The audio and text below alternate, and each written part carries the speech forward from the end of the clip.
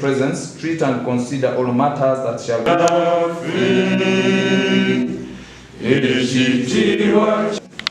Almighty God, who in your infinite wisdom and providential goodness,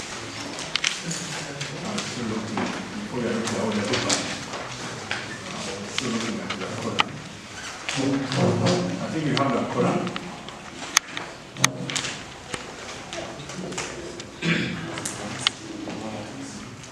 Yes, we are going to go. What are you doing? I was sad.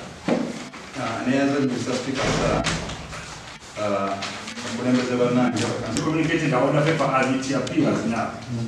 Some 4 days back. Meaning immediately sure to the paper money to know the money is out. And so we have to put on salad. This matter was forwarded to the Ministry of Health and the dish is following that. Under minute 65.2a, that all members of non-performing yoga groups should be arrested to refund the money.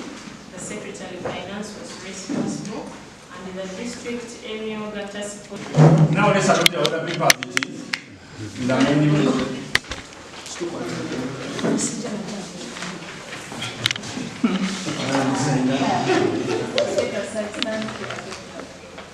Second, thank you.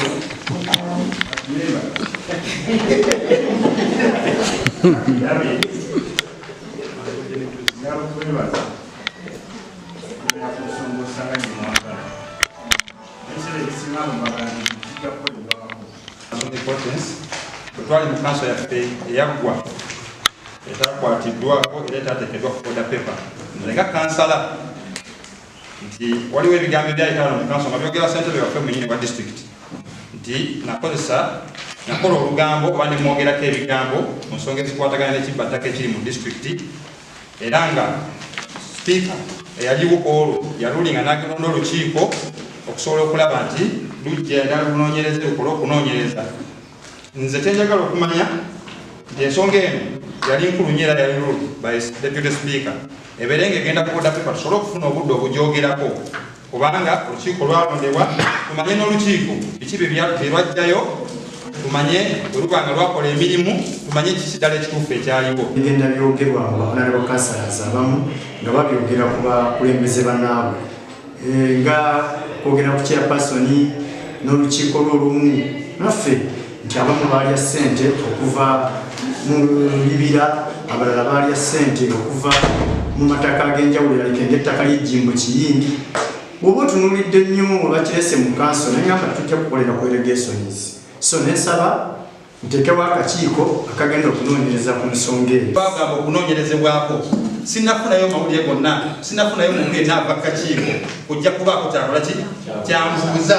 Nafunayo phone calls ndowooza nga bizokka nate ne phone calls ze nafuna oba oli awo bannaffe nga balaga nti nabo bandibadde bakola omulimu naye tebali facilitated buki bulungi. Tutandise owulira ebigambo nti waliwo oba oli awo wanyisiganya ssente okulemesa olukiiko luno okukola omuki okukola omulimu gwalwo okulaba nti tukola ki lunoonyereza. N'olwensonga eyo wabanga waliwo ekintu ekifaanagana bwekityo nga ffe tukiwulira n'olwensonga eyo nze olwomba ndi mu matigga kubanga erinnya lyange ligenda kusigala nga lifudde n'olwensonga eyo tusasika tuleme kutwala ensonga eno for granted tuleme kutwala for granted tusobole okulaba nga ebintu bino bivaawo tuleme kutwala for granted good enough nti yali aluli ku lunaku yali deputy speaker kwendowooza nti ensonga eyo abaaleeta ekigambo kibeere nga kikola Mr. Speaker sa nkusaba mubuwombe tondabangako nga ndi mu mbeera eno Mr. Speaker sa nkusaba busabi nkusaba tondabangako nga ndi mu mbeera eno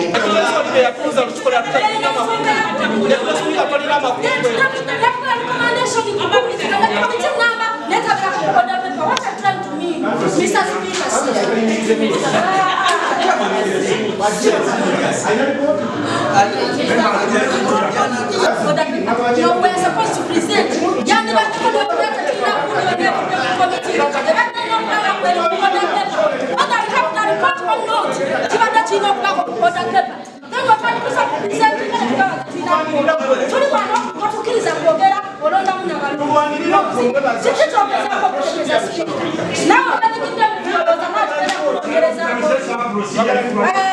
If we are not contented, we are here to discuss issues. Mr. Speaker,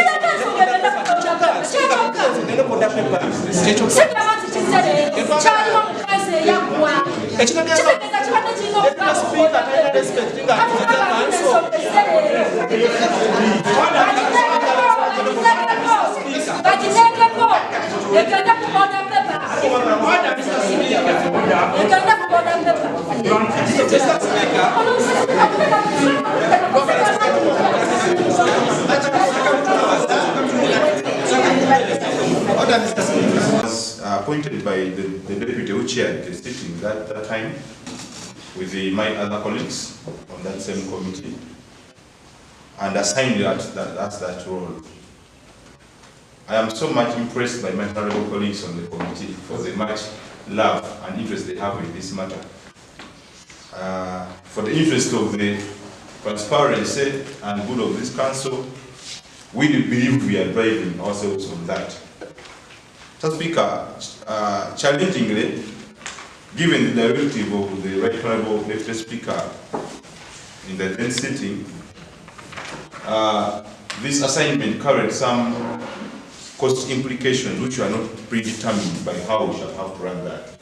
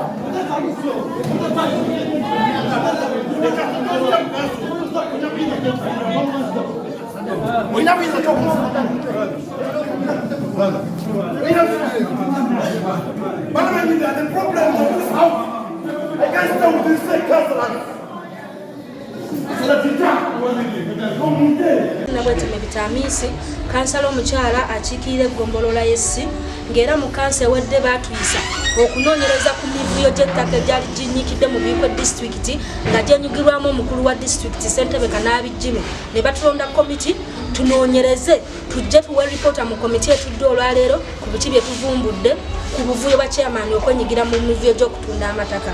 era ekisinza okukwasa ennaku ekitenyamiza nti mu kunoonyereza twakizuula nga ne chairperson wa komiti gwe baali batwadde kaisikampa nga Jibril Wewakiso nga naye y'omu ku beenyigidde mu kulya enguzi n'emivuyo mu ttaka ne kikaluubiriza okunoonyereza kwaffe bakozenga kyamaanyi nnyo okulaba nga komiti tetambula tedda maaso nga bagirwanisa era ne tuvayo n'ekirowoozo ekigamba ne bannange ne bakansala bannange nga twali twamugjamu dde obwesige nga tugamba nti akonzibiza okunoonyereza engeri gyekiri nti naye yenyigira mu mivuyo ng'ate ebyogerwa byali bya lugambo naye tukikakasiza nti bituufu ssentebe n'abalala bakansala nga kaisikampanga ne banne beenyigira mu mivuyo gy'ettaka mu Buikwe district ettaka lya district ssaako n'amataka amalala era kansa ekigiviiriddeko okuyiika n'ebikonde ebyo byonna akusinkangana amataayi nti sipiika obwedda aziyizaako okulaga obutali bumativu bwaffe ku bw'ensonga eyo kuba ensonga twagiyisa mu kansa ewedde ne kigenda ku rekodi nti komiti eno elondeddwa ekwasizibiddwa bagiwadde obuvunaanyizibwa obwo naye ate twewuunyiza nga ku order paper tekibaddeeko nga tugezezaako okubuuza sipiika ensonga lwaki nga sipiika atugamba mukirina kujja mu komiti ya mu February ate ng'ensonga zitwaliramu obulamu bw'abantu bangi nga Honorable Sadati ayogerwako ensonga z'ettaka bazitiŋŋanya. Nze Wanyala Dennis nze kansala omulonde akiikirira eggomero ly'e Kawolo division Walombogazi municipality nkiika eri ku district.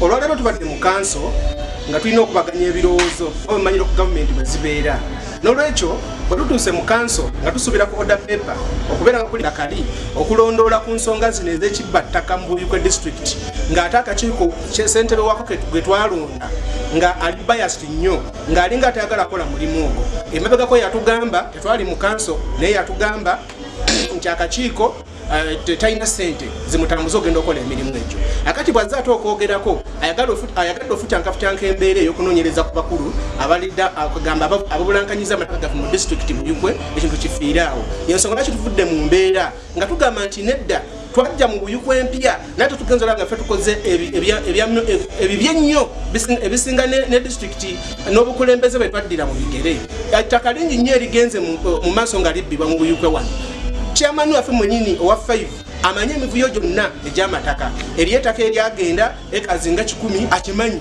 n'agenda alisalasalamu mwenyini amanyi kye yakikozesa deputy speaker gwe twagala okunoonyerezaako ekazinga 25 amanyi gye zaayita akimanyi bulungi era chairman mwenyini 5 chairman wa district Buikwe alina emivuyo gye yakola mu mataka nga yeekobanye ne chairperson 3 ow'enajja teyakoma okwo ensonga ez'amataka naddala public land mu Lugazi municipality azimanyi bulungi ati ensonga lwaki ffe nga bakansalas tetujja kukkiriza bintu bya district naddala amataka ngaago okubeera nga amala gagitambuza mu ngeri yakadibengalye so kwegamba tujjayo n'ag'omu buto okulaba nga tulwanirira ensonga eyo basobole okutereera adde yingiramu ne ayigigi obaolyawo ne office ya prime minister twagala kikomye wano okanti mu kanso oba oliawo ayinza okuba nga atulemesa kanso ekintu kireme kuyita naye twagala tuyingizemu ate obukugu obulala oba bakugu abalala nga ayigigi n'office ya prime minister ejje erondoole ensonga eno nze nga kansala akiika mu Buikwe sigenda koma ku kino mu kanso mokka wewawo nga ndi bweru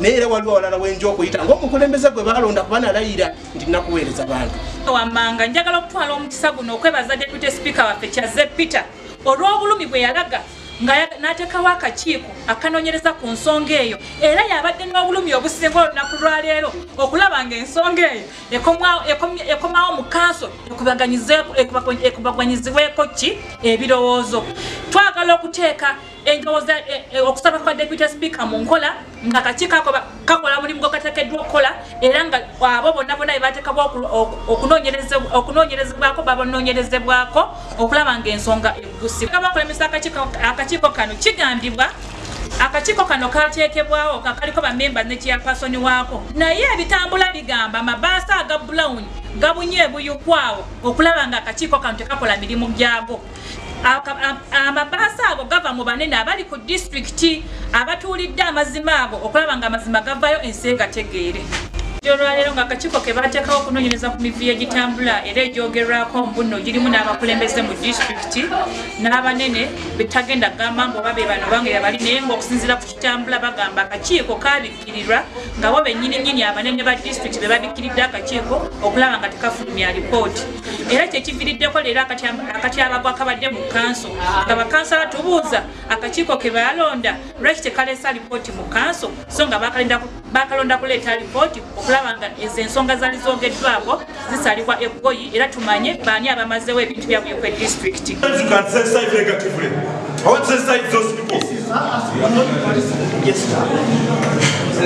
No, I can't never know of going to this. Which society is this? Which society is this? Are we leaders? Are we councillors? Is this how we're supposed to do business work for the people? Otulaga engine no gamba bibi yakola. Abantu bano bana babu kwesa ufuwa no babi nnyo.